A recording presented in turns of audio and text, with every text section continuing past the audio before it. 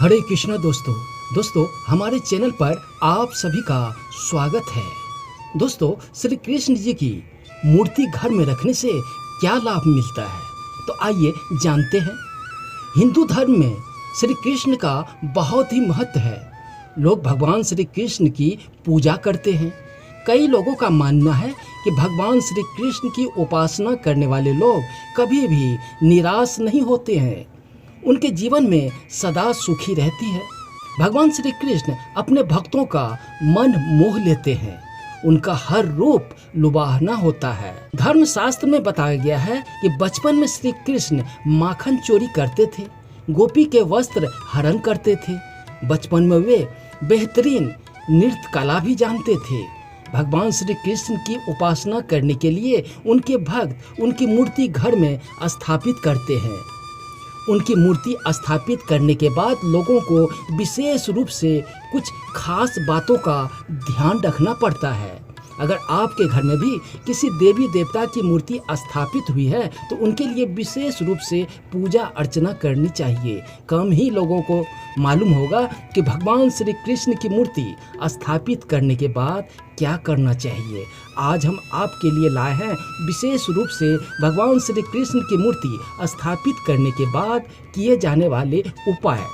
जिस घर में भगवान श्री कृष्ण की मूर्ति स्थापित की जाती है उस घर में बांसुरी अवश्य रखनी चाहिए। कहा जाता है कि भगवान श्री कृष्ण बांसुरी की धुन से लोगों को मनमुग्ध कर देते थे। यही वजह है कि अगर आप अपने घर में बांसुरी रखते हैं तो आपके प्रति आकर्षित होते हैं। भगवान श्री कृष्ण को खुश रखने के लिए आपको कृष्ण जी की मूर्ति के अलावा घर में लकड़ी की बांसुरी भी जरूर रखनी चाहिए। भगवान श्री कृष्ण गाय और उनके बछड़ों से बेहद प्यार करते थे। उन्हें दूध, माखन और दूध से बने पदार्थ बहुत पसंद था। इसी कारण से घर के मंदिर में गाय और बछड़े की जोड़ी की मूर्ति जरूर रखनी चाहिए। वहीं घर में मोर का पंख भी रखनी चाहिए। कहा जाता है कि मोर के पंख से आपके परिवार में खुशियों की बारिश होती है। मोर के पंख के अलावा घर में कमल का फूल रखना चाहिए, क्योंकि कमल का फूल कीचड़ में उगता है और यह जीवन के संघर्ष और विजय होने का प्रतीक है। घर में लगी भगवान की मूर्ति पर रोजाना घर का बना हुआ माखन और मिश्री का भोग अवश्य लगाएं। ग्रंथों में बताया गया है कि कृष्ण जी अपने गले और कलाई पर बैजंत्री माला पहनते हैं। घर के मंदिर में बैजंत्री माला जरूर रखनी चाहिए। भगवान श्री कृष्ण को राधा बहुत प्रिय थी, तो घर में राधा की मूर्ति भी अवश्य रखनी चाहिए। भगवान श्री कृष्ण की कई रूपों में पूजा की जाती है। कोई उनको लड्डू गोपाल के रूप में पूजता है तो कहीं उनका गिरधर गोपाल के रूप में अधिक पूजनीय है। घर में भगवान कृष्ण के अलग अलग रूपों की मूर्ति रखने के कई लाभ मिलते हैं।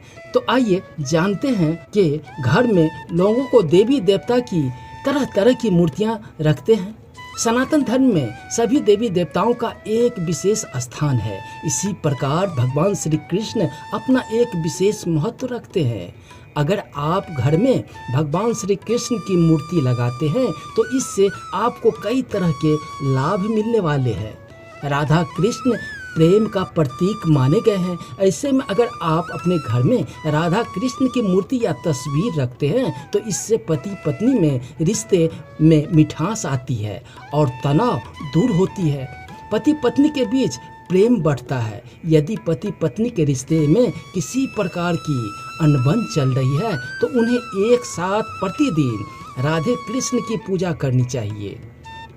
ज्योतिष शास्त्र के अनुसार यदि आपके घर में संतान सुख पाना चाहते हैं तो इसके लिए अपने घर में पूर्व दिशा में लड्डू गोपाल की तस्वीर या मूर्ति जरूर रखनी चाहिए। इससे आपको संतान सुख की प्राप्ति होगी।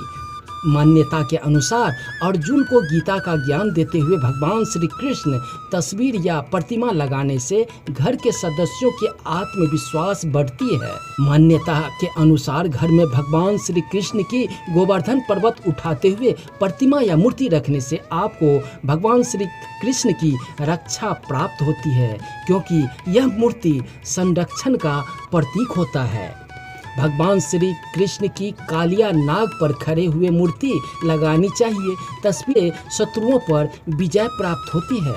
भगवान श्री कृष्ण की बांसुरी वाली तस्वीर या मूर्ति लगाने से घर में नकारात्मक दूर भागती है और सकारात्मक ऊर्जा संचार होता है। दोस्तों, भारतीय परिवार में सबसे ज़्यादा घर में बाल गोपाल की मूर्ति या तस्वीर रखनी चाहिए। बाल गोपाल की मूर्ति रखने से घर में खुशहाली आती है। वैवाहिक जीवन सुखमय व्यतीत होता है। संतान सुख की समय पर प्राप्ति होती है। संतान से सुख और सुखी संतान प्राप्त होते हैं। दोस्तों, कृष्ण जी की ये सारी बात अच्छी और सच्ची लगी हो तो चैनल को लाइक सब्सक्राइब जरूर कर ले। हरे कृष्णा हरे कृष्णा।